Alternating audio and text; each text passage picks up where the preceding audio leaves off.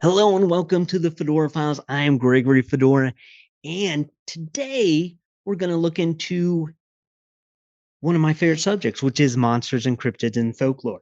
And I've been asked a few times, what are my favorite monsters? What are my favorite stories? What are my favorite folklore? And so I've decided what I'm going to do is tell you my top 10. But there are so many out there, thousands of these stories, thousands of these creatures. Some are very similar, some are different, and they're unique around the world. The United States has thousands, the world has tens of thousands of these different monsters and legends. So my top 10, it took me some time to think about, and I'm always learning about new ones all the time that I'd never heard of.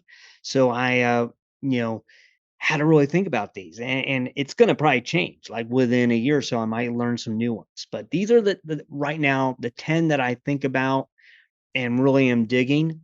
So I'm gonna go through those now. Like I said, there's thousands of them, and if you want to learn some others, head over to my YouTube channel, which is youtube.com at FedoraCRT, and there you'll see that I do basically about 4 a week. I call them the happy little monsters, and I tell basically a short, like 1 minute thing about synopsis about these different creatures I found out about. I also try and put out an interesting fact every day, so you might be digging that. Also on Wednesdays, we do Wednesday race, which sometimes it's my good buddy Chip Stetson, sometimes it's me, and we kind of tell you a ghost story that you may or may not have heard of, or just something to do with ghost and paranormal. And so that's on Wednesdays. And then Monday, Tuesday, Thursday, Friday are the Happy Monsters. And then Sunday through Saturday is the Fast Facts that I give you. So check all that out. But let's get right into top 10 monsters and cryptids I dig. So number 10 is the Jersey Devil. Jersey Devil, we're going to get into one of the reasons I like this is one of the oldest stories in the world, one of the oldest, not world, but in the United States. Uh, it's not the oldest. The oldest is my number one. Jersey Devil is the second oldest cryptid in the United States that has a legend. And part of why I like this legend is also the background of it, the backstory. And as it goes, I'll tell you quickly. There was a woman, and I believe her name was Jane Leeds. I know it's Mother Leeds, but so Mother Leeds and Papa Leeds lived in the Pine Barrens of New Jersey, and they didn't have much to do, so they had 12 kids. 12 kids. That's a lot of kids. Well, anyway, one day Mama Leeds finds out she's about to have 13. She's like, how does this keep happening? Papa Leeds, do you know why this keeps happening? Why do we keep having these kids? Anyway, 13 kids, that's a lot. I'm going to have to give birth to another one, and this one's going to be the devil. So she basically cursed her unborn child, and well, guess what? It worked. So she birthed this baby, and out of it, it looked like a normal baby at first, but within seconds, its head morphed into a horse's head. It grew wings, tails, hooves, and it flew out through the chimney and into pine barrens. And now it's spotted all the time, and people see it. This is made in newspapers. There's been TV shows about it, podcasts about it. Lots of people have spotted this creature, and it's just fun. And I love the background that the mom basically said, I hate having kids, and I want this one to be evil. And well, she got what she wanted. So, number 9, Octoman, which is the Ohio River Octoman. Now, this creature, I love it because one, there's multiple sightings and none of the people were drunk at the time. And it was near Cincinnati, Ohio. The Octoman basically was this just what you think. It's a humanoid creature, has 8 appendages, arms and legs. Well, there's another appendage in there too as a dude. So, whatever. Take that as you will. Anyway, so this creature came out of the Ohio River, didn't really attack anybody, scared some people, and people saw it. And it was like waving its arms and legs around, and then it went back in the river and spotted a few times. And as I said, none of them were drunk at the time. So interesting that is that happened. So that was another one. Now the next cryptid we're going to jump into is another favorite. It's the Van Meter Visitor, and that's in Van Meter, Iowa. Now, I love this one too because it's early 1900s, and a lot of prominent people from Van Meter saw this thing. Like we're talking about, like the town doctor, the mayor, that all these guys, wealthy individuals or big to-do people in the town ran into this thing, and they have no reason to say they saw this, because I mean they're going to sound like they're crazy. This is a strange looking, almost pterodactylist thing. It had a horn that glowed. It had all these things. Now, what's interesting about this one is early 1900s. It was shot at by multiple people who saw it, and at pretty close range, and the bullets did not harm it. And whatever it was, it flew away, jumped away, got away. And at the time, there were bulletproof vests. People had bulletproof vests, but it was dignitaries. They are very expensive. It is more than like a year's wage to get this. So if it was a hoax, I don't think someone would buy a bulletproof vest simply to make a hoax, because that's a lot of money for this. And the other thing is they were the vests at the time were way heavier than they are now, the technology there. So the thing couldn't have jumped as far or flew with this thing on. Um, Eventually, the whole town saw this thing, or most of the town, and they chased it, and it went into a mine. And there in the mine, they noticed that there were two of them. So apparently, these things could have children or breed or whatever. They ended up collapsing the mine on it, and then it was never seen again. But again, it was just a lot of well-known people saw it, and they of the town, and so it was a kind of a big deal. So I thought, to me, that's a really cool one. Um, Next up on my list, that was number 8.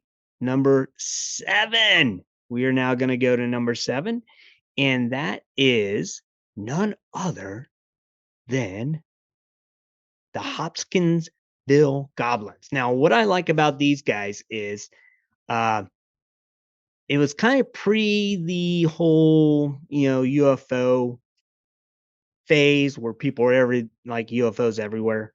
Um and they look like goblins. They are like little green dudes running around, but some people think they're aliens, some people think they're like some sort of demon. And I just find that fun. They are cool, they're mischievous little creatures. Uh, but nothing like too crazy. But they were there in Hopkinsville, and like you can check out, there's a guy on Instagram. There's the Hopkinsville, they keep Hopkinsville weird on Instagram, and they talk about it, and it's just a cool little thing there that you had. So let's move now on to number 6. The sixth creature that I'm going to talk about is the Bunny Man from Virginia. Now, I like the Bunny Man for multiple reasons. It's just, to me, it's like an evil Easter bunny. But there's, again, a couple different stories for this one. One is that it was an escaped convict who ate raw bunny, went nuts, dressed up as a bunny, and killed people with an axe. Others, it is an actual giant bunny with an axe.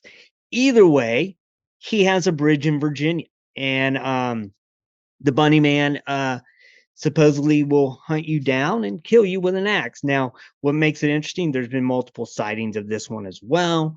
There's lore about, and not too long ago, a couple years ago, a man was found murdered at the Bunny Man Bridge. People don't know, was he killed? Did he commit suicide? What was the story? But it adds to the mythology, and it keeps it going. And so that was I think in 2016 that this man was found dead at at the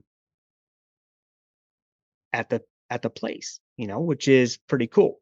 Now, my next one that I love, number 5, is the Gumbaroo. I think it's Gumbaroo, and it's a lumberjacks. These next two are lumberjack stories. So the Gumbaroo is a lumberjack story, and basically this creature was like a big, fat, hairless bear. well, not completely hairless. It had big bushy eyebrows and a little goatee like thing. So it had hair under its chin and above his eyes, but the rest of it was just black skin, and it was impenetrable. Like you could shoot it with whatever and the stuff would just bounce off this creature.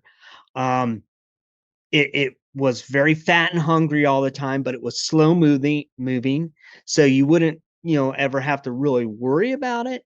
It just ate a lot, and you couldn't kill it with guns or arrows or rocks or whatever, nothing. But if you threw a flame at it, the thing would explode. So, like when forest fires happened, these things exploded and perpetuated the fire, according to the lore. Um, but I just, to me, that's just another funny, goofy thing. Like these things just explode when you hit them with fire. So, gumbaroos, they're in my list. They're number 5. Number 4, another uh lumberjack one is the hide behind. Now, basically it's exactly what you think. Hide behind, he hides behind you, sneaks up on you and attacks you. If you hear it, you turn, look, and you don't see it because it blends in with the trees. It kind of morphs, not a shapeshifter, but it can look like the forest, and you don't see it coming. And so to me, again, there it is. It's funny, it's interesting.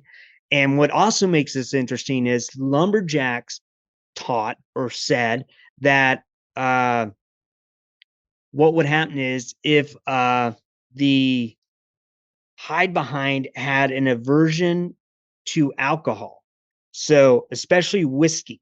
So what these things would do is if the you drank a lot of whiskey to keep the hide behind away. And so these guys, these lumberjacks would have these flasks, and on the flask, they would just drink and they would tell their wives, "Hey, I got to drink the whiskey or the hide behind is going to kill me. Do you want me to die? Do you want me to die? Because if you want me to die, I won't drink.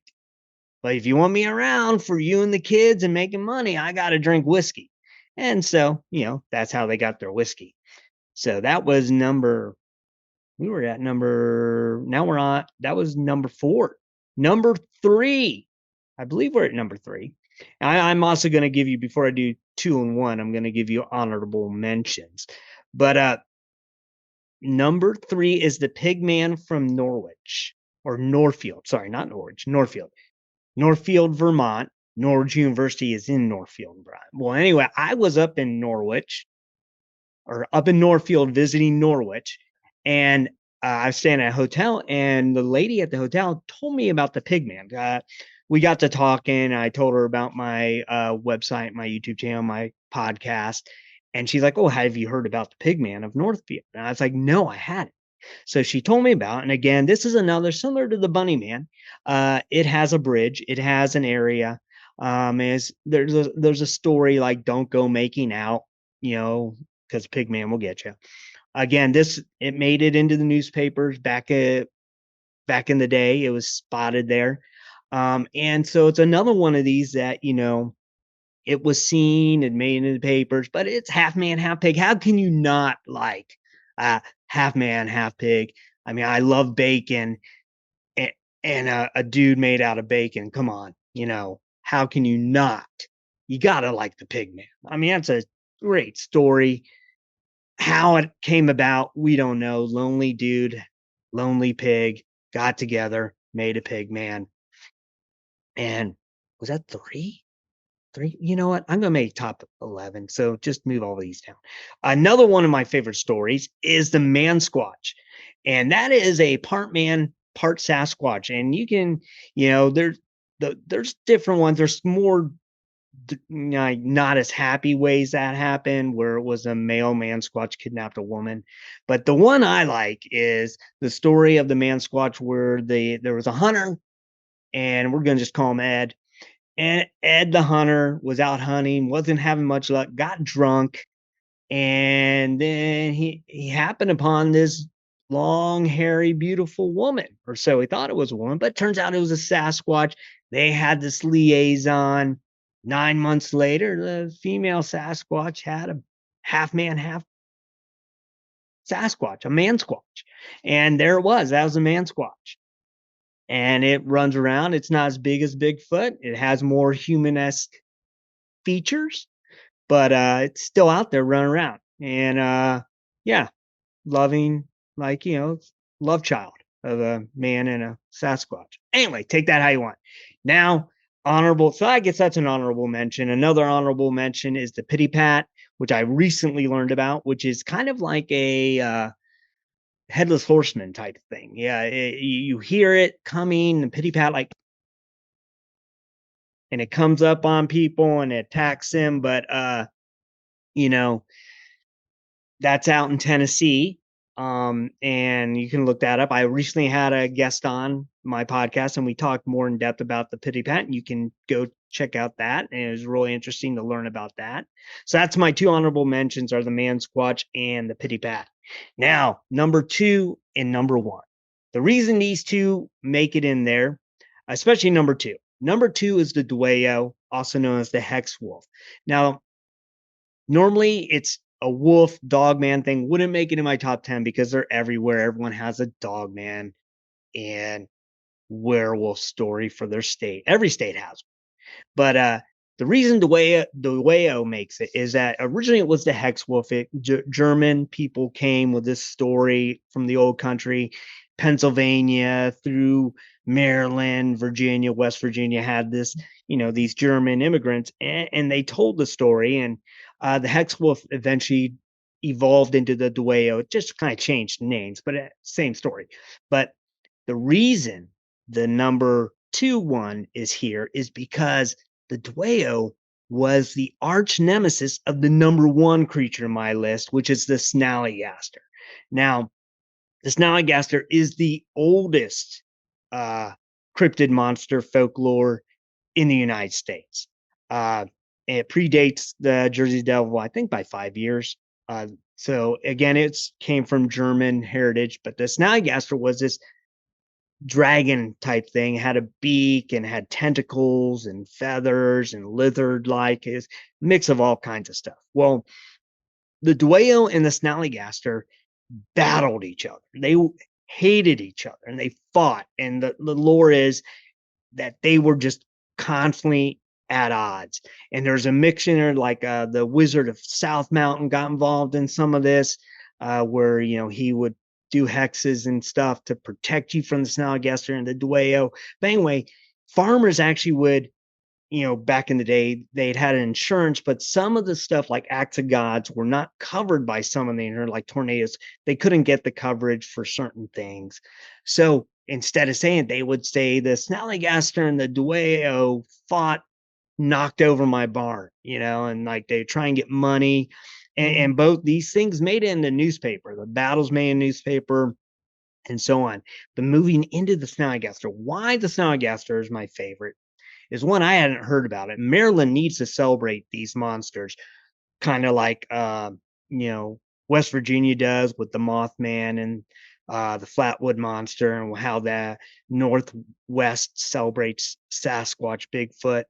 But the Snallygaster lives on South Mountain. And there's a lot of cool connection here. One of the cool stories of Snallygaster is that early 1900, I think it's 1909, 3 moonshiners disappeared and were presumed dead. Well, President Theodore Roosevelt was not going to have any of that. No dragon monster is going to kill American citizens on his watch. He's not having any of it. So he went out and was like, you know what? We are going to go and, I'm going to get this thing. I'm going to kill it. And so what happened is he went out and was going to. He didn't actually go. Well, some say he did, some say he didn't.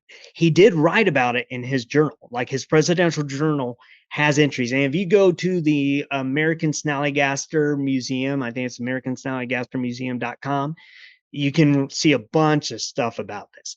Anyway, so he wrote about, he was planning to hunt this thing, he and his son. But before the other stories, before they went out the bodies of these moonshiners were found, and what had happened was their distillery had exploded, and that's how they had died. And it wasn't the snallygaster. So Theodore Roosevelt decided not to go hunt it because he's like, okay, maybe it wasn't snally. It obviously was their distillery. I'm going to Africa to hunt big game. So he went there. But depending on where you see who you ask, there's some legend that he actually went and he did hunt it. Some say he killed it and then went to Africa. Some, say he didn't do it at all. Either way, the fact that the president of the United States was interested in this creature is phenomenal and so cool in my book. I mean, how many monsters can you say, that the president of a country was after? Other than Mexico recently, he saw and said there was an elf in a tree. So that's an interesting story. I got to look more into that one. But anyway, so the snallygaster, that and more lore about it is that the moonshiners would use the story of the snallygaster to keep the people away. And they would come up with this. They said that before the snallygaster would attack, he would make a whistling noise, like a noise. And it was similar to that of the sound of their distilleries when they were boiling their moonshine, would make a similar whistle. But then people were like, oh my gosh, that's snallygaster. Don't go in there. So pretty cool. Pretty cool. Now, like I said, if you want to learn more stories like this, and like I said, I try and do 4 a week of these stories, and they're the Happy Little Monster series on YouTube. And again, that's on YouTube at FedoraCRT.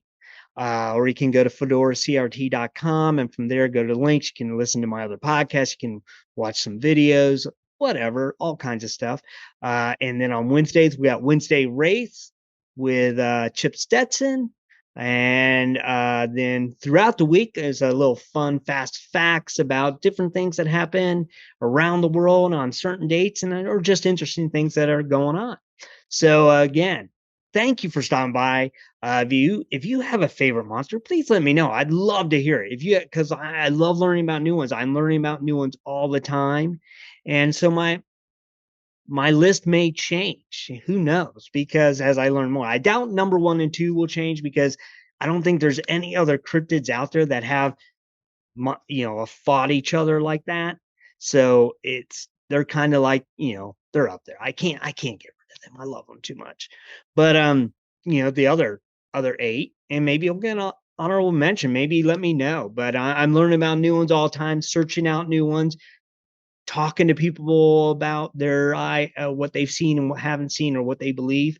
And I'd love to hear more, so let me know if you have one that you want to talk about or want me to research. I'd love to do it. And remember, until next time, as always, stay safe and keep searching. Fedora Files. Check out FedoraCRT.com today.